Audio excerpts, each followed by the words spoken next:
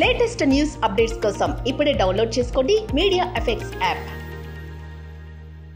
భాస్కర్ భట్ల గారు, మనం కొంచెం కాస్త బ్రీతింగ్ స్పేస్ ఇద్దామని డైరెక్టర్ గారికి. మిత్రులందరికీ నమస్తే అండి. మామూలుగానే కిరణ్ అబ్బవరం అంటే నాకు పూనకాలు ఎక్కువ వస్తుంటాయి. ఎందుకంటే తనతోటి పనిచేసిన ప్రతి సినిమా, మొదటి సినిమా నుంచి ఎస్ఆర్ కళ్యాణ మండపం నుంచి చాలా ఇష్టం. ఒక సొంత బ్రదర్లాగా ఫీల్ అవుతాను నేను. సో కాబట్టి దానికి అగ్గికి ఆజ్యం ఎవరంటే మాకు కరుణ్. సో నాకు బాగా ఇష్టమైన డైరెక్టరు, డైరెక్టర్ కాకముందు నుంచి ఫ్రెండు.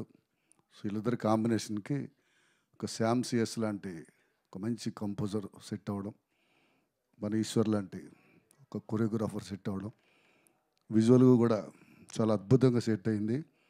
ఇందులో నాకు బాగా నచ్చిన ఎక్స్ప్రెషను, మరింతగా మరింతగా మరింత దగ్గర అవ్వవే, నీ గుండెదో నా గుండెదో ఈ చప్పుడు ఎవరిదంటే తెలియకూడదే.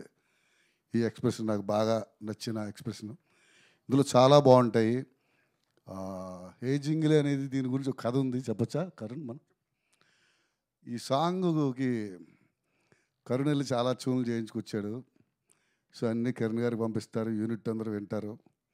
సో ఒక ట్యూన్కి అప్పుడు రమ్మన్నారు, నాకు కుదరలేదు కరుణ్ తోటి వెళ్ళడం చెన్నైకి. సో ఒక ట్యూన్ తీసుకురాగానే పల్లవి ఎత్తుగడ కొంచెం టేక్ ఆఫ్ మామూలుగా ఉందన్నారంట కిరణ్ గారు. అని భాస్కర్ భట్ల గారు విన్నారంటే ఆయన విని ఇదే చెప్పారన్నారంట కరుణ్. సో మా ఇద్దరికి సింక్ ఎలా ఉంటుంది కిరణ్ గారికి నాకు. సో ఈసారి మీరు భాస్కర్ భట్లను తీసుకుని వెళ్ళండి, ఆయనతో కూర్చొని డిస్కస్ చేస్తే బెటర్ అని చెప్తే, సో ఆ సాంగ్ తాలూకా ఆ పల్లవినే ఇంకా ఏమైనా కొత్తగా చేయొచ్చా అని శ్యామ్ సిఎస్ నేను కరుణ్ గారు కూర్చున్నప్పుడు నేను అన్నాను, అది పక్కన పెట్టి మీ దగ్గర ఏమైనా ఒక ట్యూన్ ఉంటే ఇవ్వండి సార్, ఈ సిచ్యువేషన్కి కరెక్ట్గా కుదిరిలాగా చెప్పాను.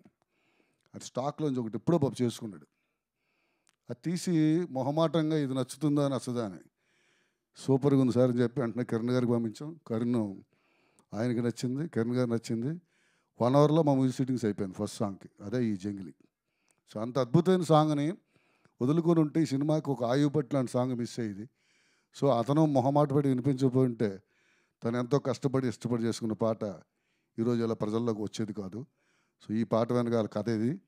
సో హే జింగిలి పాట డెఫినెట్గా ఈ సినిమాని బ్లాక్ బస్టర్ చేయడంలో ప్రముఖ పాత్రను పోషిస్తుందని అయితే నేను ధైర్యంగా చెప్పగలను.